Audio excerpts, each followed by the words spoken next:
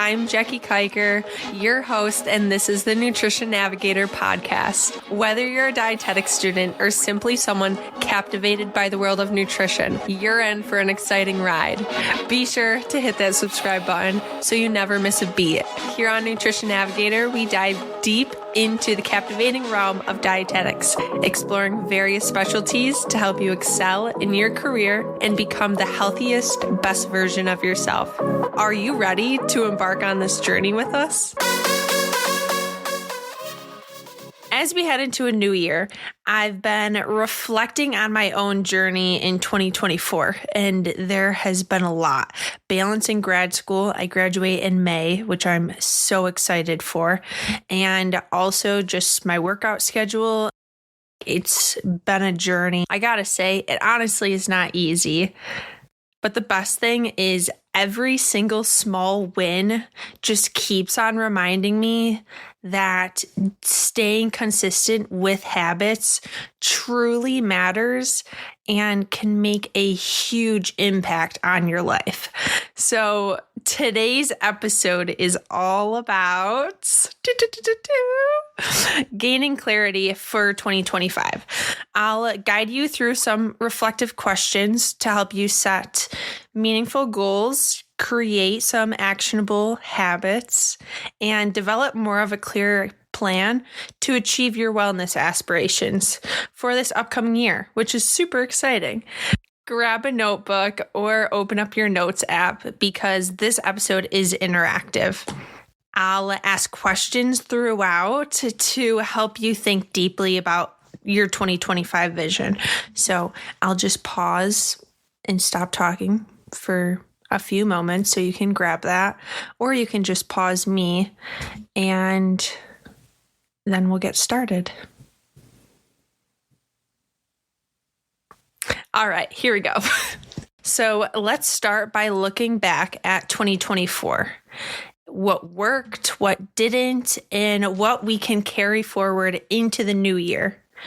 So first question I want you to write down in your notebook or your notes app, whatever you're writing or typing on, is what filled your cup in 2024? Think about the habits, the activities you did, if you tried new things with routines that brought you joy and energy. And how can you incorporate more of these into 2025? So that's kind of the second part of it. For me, for filling, I know as I was making up these questions and reflecting back on it, I know a huge thing for me was yoga. Yoga has been a huge thing for me for years. And it was more so in like the beginning of the year until probably April. I was doing yoga consistently once a week just to kind of like de-stress, feel good mentally. I know that whenever I do flow yoga, it really clears my mind. And that is something that completely filled up my cup. And I am planning on continuing it and doing it once a week, incorporating it in 2025. And that I'm super excited about. Now for the next one, ask yourself, what am I not doing in my life that I should be doing? And vice versa. What am I doing that isn't serving me anymore? It's definitely something to think about. And as you're thinking about it, I'm going to just kind of give a little research insight. So research has shown that reflection helps us identify opportunity costs, essentially the things that we're missing out on because we're spending time on less impactful habits. By identifying these, we can make more intentional choices moving forward. There was a study in the UK that explored the effects of self-reflection and growth goal setting on academic outcomes among 92 final year UK university students. They were enrolled in a personal development module. The participants engaged in a structured reflective growth goal setting program over 15 weeks, during which they selected and pursued 3 personal growth goals while maintaining ongoing reflective diaries, kind of like on what we're doing now with having a journal or having your notes, but they were reflecting it. And the goals varied, with about 20% related directly to academic performance, such as improving time management and studying techniques. Outcomes showed that self-reflection facilitated insights into students' strengths and weaknesses, enhancing self-awareness, self-efficacy, and overall academic performance. Also, many students reported increased motivation, improved stress management, and a greater sense of accountability, leading to notable academic improvements beyond the program. So overall, this whole study, the process of reflection and the formulation of specific personalized goals are key in fostering students' academic growth and well-being, which I feel like that's something that we can definitely utilize in doing a little bit of self-reflection of 2024. Now, I want you to close your eyes, unless you're driving, and imagine your healthiest, happiest self at the end of 2025. So think about it, envision your future self at the end of this upcoming year. What do you look like? And what habits are you doing consistently to maintain your physical and mental health? So to guide this vision, I am asking you to write this down, either in your notebook or in your notes app. What is my word for 2025? It could be balance, growth, consistency, focus. Your word can act as a compass for these decisions you make throughout the year and making them align with what you're currently envisioning at the end of 2025. For me, my word that I have been thinking about a lot is intentional. So whether I'm in the gym working out and I'm really focusing on the muscle groups that I'm using, or what I'm eating, not having my phone while I'm eating and not scrolling on TikTok, or even for school, it's my last semester, so trying to study and everything and being intentional and having a plan at the beginning of the week in my calendar so I know when I'm going to be studying. I know when I'm going to be working out, so that every single choice is aligning with the bigger goals that I have. And intentional is that word. So something to kind of think about. Studies show that vividly imagining your future self helps bridge the gap between where you are now and where you want to be. It's called the future self continuity effect, and it makes you more likely to take action today that aligns with long-term goals. There was a study that I ended up reading about that NYU did and New York University, and these participants that they had explored how they feel about their future selves and how this affects their financial decisions, at least.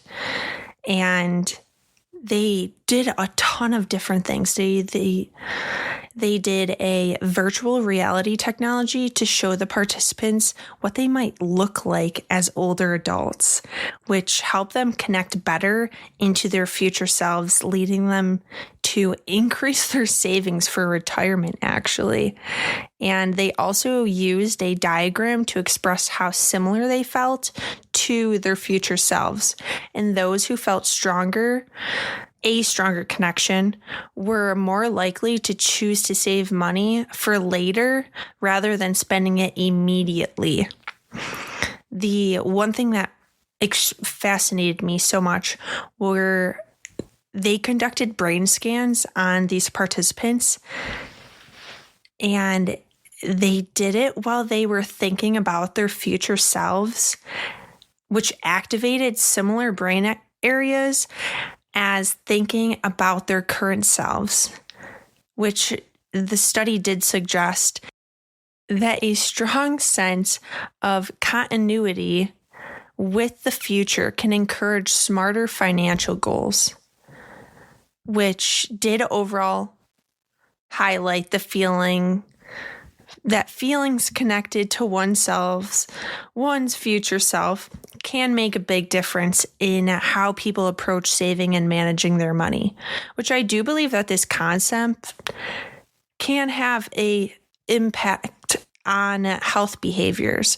So when individuals perceive a strong connection to their future selves, they are more likely to possibly engage in healthier lifestyle choices, such as regular exercise. Okay, now we talked about reflecting on 2024 and then envisioning ourselves at the end of 2025. So next up is, once you have that vision, you've written down those questions and answered them, it's time to focus on what will make the biggest impact. Ask yourself or write it down. What is the one thing that if I become fully committed to for the year would make the most significant impact in my life? And I'm going to repeat it. What is the one thing that if I become fully committed to for the year would make the most significant impact in my life? What is that thing? And let's kind of break it down after you've written it down. If your answer is improving your nutrition, you could possibly start small. Maybe commit to cooking 3 homemade meals a week, or 1 if 3 seems too overwhelming. And if it's fitness, aim for 3 30-minute workouts a week. The key is just to start with one change and then build from it. And those are just examples, and you can do whatever you would like with that. According to the SMART framework, which is used in the workplace, I learned it also in school. It's specific, measurable, achievable, relevant, and time-bound, which sometimes it works for people, the SMART goals. Others it doesn't. So if it works for you, go for it. And it's just goals are more likely to succeed when they're clearly defined. You want to make the process your goal, not the outcome. And an example that always pops in my head is you go to the dentist and the dentist says, "Oh, you have no cavities, like you were all good. Your teeth look amazing." And when you come home, do you brush your teeth? Or are you like, "Oh no, they say no cavities"? I would hope that you do continue brushing your teeth. So that's just continuing the process and not stopping when you hit the outcome. Also, making these goals that are attainable and realistic. Start where you currently are. Having it being small is way better than wanting to change everything and setting yourself up for failure. Now that we've reflected on our goals and identified our focus for 2025, let's translate those intentions into actionable habits. We'll build a clear, realistic plan, which is honestly essential to make progress, and it starts with understanding how habits work and how to make them stick. So we have 4 steps. The first one being to choose 2 to 3 habits to start in January. Let's start small, focus on manageable, specific actions that align with your goals. A habit could be drinking 8 glasses of water daily or stretching for 10 minutes before bed. There was behavioral research that suggested that breaking big goals into smaller bite-sized habits increases the likelihood of consistency and long-term success. The interesting thing that I found was the European Journal of Social Psychology highlighted that it takes about 66 days to form a habit on average, depending on its complexity, but mainly 66 days. So that's something to keep in mind. If you start in January, you want to be consistent longer than just that month. Step 2. Using habit stacking to integrate new habits. Now, habit stacking is a powerful technique where you can pair new habits with an existing one. And by doing this, you leverage routines your brain already recognizes. So an example of this would be for morning walks or runs. You have the cue, the routine, and then the reward, which is a habit loop we'll discuss a little later in the one book, The Power of Habits. So morning walks and runs. You lay out your shoes and clothes the night before. So that's the cue. Your brain's like, okay, I'm running tomorrow morning. And then you wake up and you brush your teeth every single day. And you're like, right after I brush my teeth, I'm going for that 10-minute walk. So that's your routine, going for a 10-minute walk after brushing your teeth. And then the last thing for the habit loop is rewarding yourself with an energized smoothie or coffee, or maybe it's a tasty matcha, and that's your reward. So cue, routine, reward. For James Clear's Atomic Habits book, he explained that habit stacking works because it utilizes the brain's natural wiring to anchor new habits to old ones, making them easier to remember and execute. So doing that and connecting them can make it easier to create that habit. Step 3, prepare for challenges and tough moments. It is exciting to have a new year every single year. And everyone's always like, all right, here we go. This is going to be the year. Let's set these goals. And many times, just think about it. What goals you set, do you actually finish them at the end of the year? So with that being said, consistency beats intensity, but life with its inevitable throwing up challenges and barriers your way, plan for these moments, and that can help you stay on track. So a backup plan example, you want to go for that morning run or walk, but it ends up being you don't wake up in time. Well, possibly you end up realizing, okay, my backup plan, have a quick 15-minute workout option ready for when I don't wake up on time. Or stacking up on grab-and-go meal options to avoid skipping meals. Another one could be setting a reset routine for missed days. I know for setting a reset routine for missed days, you miss one day, it's not the time to throw in the towel. You want to pop back out.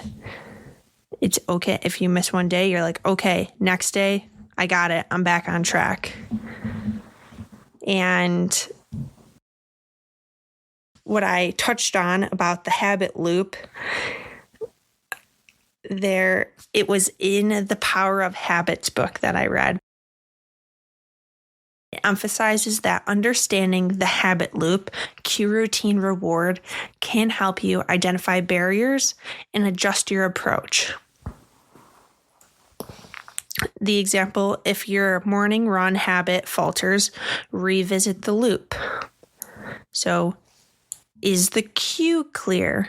Is putting your shoes and clothes out before bed, is that clear to your brain?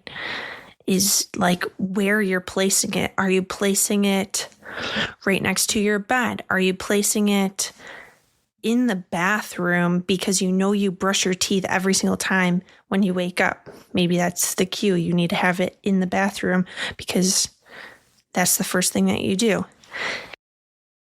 Is the routine manageable? And is the reward motivating? Is a smoothie rewarding after you take that walk or run in the morning? Or is the coffee rewarding? Figure out on what you want to be rewarding. Or is it making that delicious latte and you end up going for a run, and after a 5K run, so 3.1 miles, you come back and you make this delicious latte. And you're like, yes, I did it. This kind of brings me into step 4. Reflect and adjust. Finally make time to reflect on what's working and what's not. So ask yourself, let's go back to the notebook that you're writing in or the notes app. 2 questions. What adjustments can I make to keep these habits sustainable? And the other one is, am I celebrating small wins to stay motivated? The key takeaway for this little part is building habits is less about perfection and more about consistency. At least for me, I know that I have struggled being a perfectionist, and that's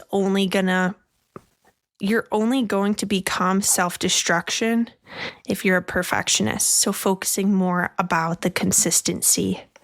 Starting small, make your habits fit seamlessly into your routine, and prepare for setbacks with the resilient mindset. Remember, every small step gets you closer to the goals you envision for 2025. Now let's do a recap. Reflect on 2024.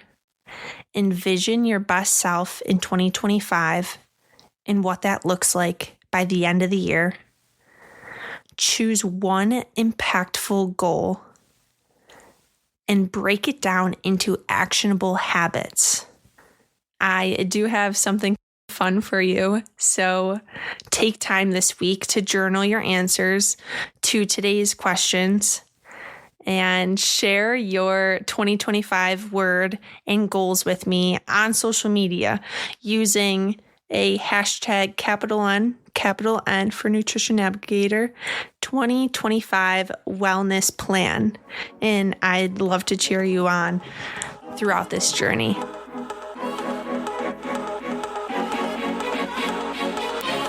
Thank you for listening to this episode of Nutrition Navigator. If you enjoyed it, share it with someone who could use a little extra inspiration. Until next time, keep navigating your path to a healthier, happier you.